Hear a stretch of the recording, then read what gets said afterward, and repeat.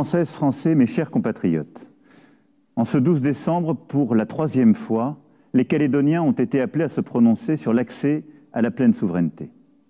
Après les référendums des 4 novembre 2018 et 4 octobre 2020, les Calédoniens se sont prononcés massivement contre l'accès à la pleine souveraineté et à l'indépendance dans un contexte de forte abstention. La Nouvelle-Calédonie restera donc française. En signant l'accord de Matignon, le 26 juin 1988, Jean-Marie Djibaou et Jacques Lafleur ont ouvert un chemin d'espoir pour la Nouvelle-Calédonie. Quelques semaines plus tard, le 6 novembre 1988, la nation tout entière était appelée aux urnes pour entériner cet accord. Elle faisait sienne alors la parole échangée par ces deux grands hommes de l'histoire calédonienne et confirmait la pertinence du chemin dessiné par Michel Rocard. Le 5 mai 1998, 10 ans plus tard, les élus calédoniens et l'État signaient l'accord de Nouméa et ouvraient la voie pour la Nouvelle-Calédonie à un avenir, des institutions et un horizon. Ce dimanche, fidèles à la sagesse de nos aînés, nous franchissons ensemble une nouvelle étape. L'accord de Nouméa arrive à son terme juridique. La promesse du destin commun dont il était porteur n'a jamais été aussi tangible et doit continuer à nous guider.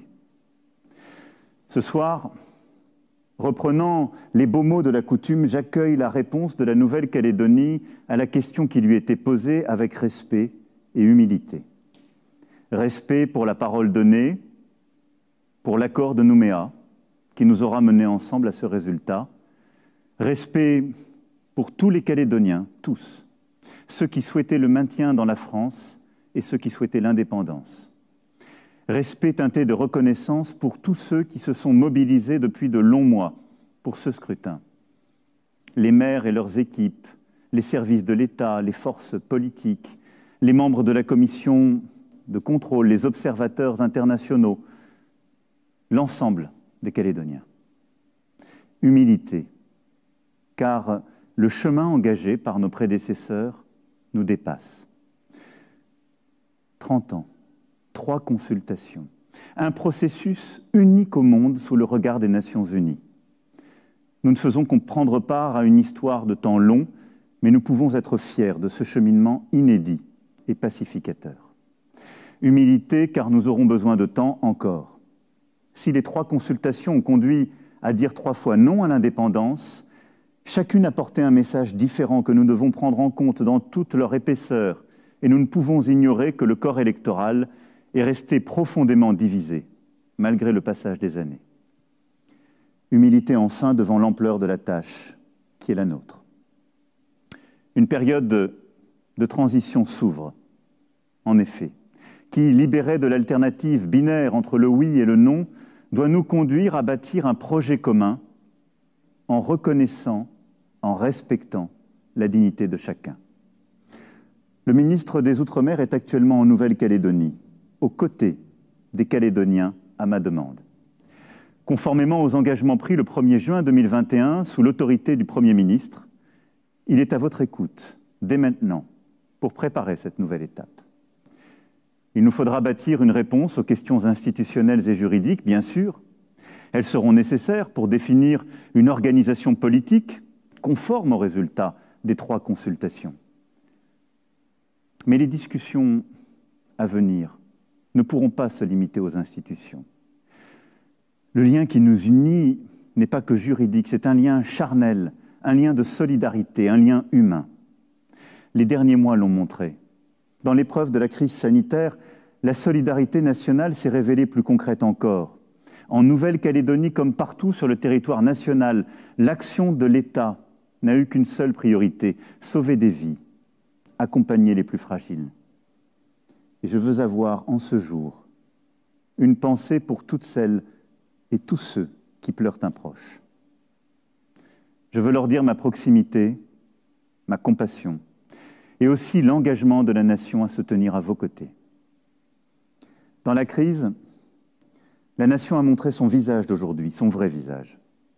C'est à ce lien de solidarité, de respect, de fraternité que nous devons être fidèles, et c'est ce lien que nous retiendrons pour l'avenir.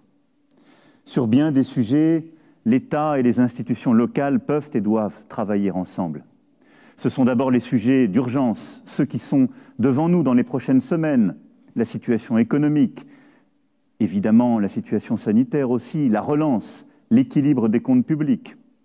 Le ministre engagera sur ces sujets un échange immédiat avec vos élus. Ce sont aussi la nécessaire réduction des inégalités qui fragilisent l'unité de l'archipel, notre devoir à l'égard de la jeunesse calédonienne. La stratégie nickel, l'autonomie alimentaire et énergétique, le foncier, la fiscalité, une croissance plus juste et plus respectueuse de la nature sont autant de sujets qui nous permettront de concrétiser ce nouveau modèle de croissance. La situation des femmes calédoniennes sera aussi une grande cause des années à venir. Elles doivent prendre toute leur part à ce destin commun. Enfin, nous aurons à construire une place pour la Nouvelle-Calédonie dans cette région de l'Indo-Pacifique en pleine recomposition et soumise à de fortes tensions. Ce nouveau projet, vous le voyez, est ô combien ambitieux et nous le construirons ensemble, notamment avec tous ceux qui, en Nouvelle-Calédonie, ont moins de 30 ans et n'ont connu que l'accord de Nouméa. Ce soir, en tant que chef de l'État, garant de nos institutions, je prends donc acte solennellement du résultat de ces 3 scrutins. Il confirme la volonté exprimée par la majorité des Calédoniens de rester dans la République et dans la nation française. Les Calédoniennes, les Calédoniens ont choisi de rester français. Ils l'ont décidé librement.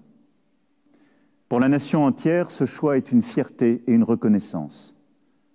Ce soir, la France est plus belle, car la Nouvelle-Calédonie a décidé d'y rester. À nous tous d'écrire notre histoire avec ambition et respect. Une histoire qui se souvient sans ambiguïté de ce qu'elle doit aux Kanaks, peuple premier reconnu par l'accord de Nouméa, et dont la présence au sein de la communauté nationale est une chance inestimable. Une histoire qui reconnaît, sans faux semblant, l'apport des Calédoniens arrivés ensuite sur le Caillou pour y plonger leurs racines et y vivre en femmes, en hommes libres. Une histoire qui regarde devant, vers les défis de notre siècle, vers les défis de cet océan Pacifique qui fait partie intégrante de notre espace national.